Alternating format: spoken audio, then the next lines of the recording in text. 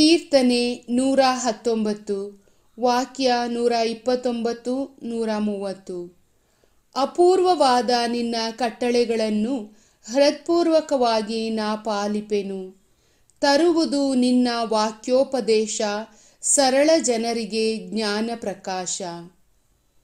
ಪ್ರಭು ಯೇಸುವಿನಲ್ಲಿ ಒಲವಿನ ಸಹೋದರ ಸಹೋದರಿಯರೇ, ನಮಗೆ ಮತ್ತೊಂದು ದಿನವನ್ನು ಕರುಣಿಸುವ ದೇವರಿಗೆ ಧನ್ಯತೆಯನ್ನು ಅರ್ಪಿಸುವಾಗ, ಈ ದಿನದಲ್ಲಿ ಅವರ ವಾಕ್ಯವನ್ನು ಆಲಿಸಿ ಅವರ ಕಟ್ಟಳೆಗಳನ್ನು ಪಾಲಿಸುತ್ತಾ ಅವರು ಮೆಚ್ಚುವಂತಹ ಬದುಕನ್ನು ಬಾಳಲು ಪರಮಪ್ರಸಾದದಲ್ಲಿರುವ ಯೇಸು ನಮಗೆ ಪ್ರೇರಣೆಯಾಗಲಿ.